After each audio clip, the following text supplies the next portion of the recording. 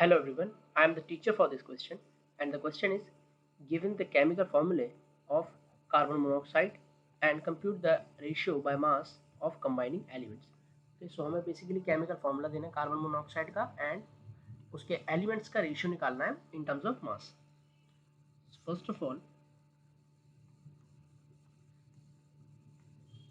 the formula of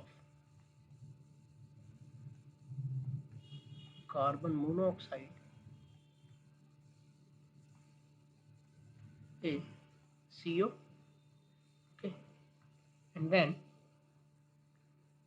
we have to calculate the ratio of elements, okay. So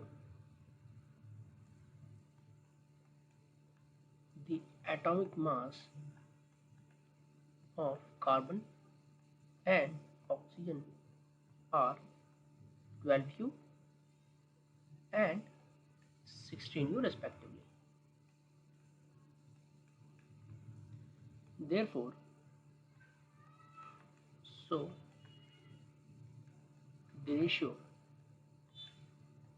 by mass of the combining elements is carbon ratio oxygen. So this will be एक atom carbon का into its atomic mass, that is 12U, ratio one atom into 16U. So this will be 3:4.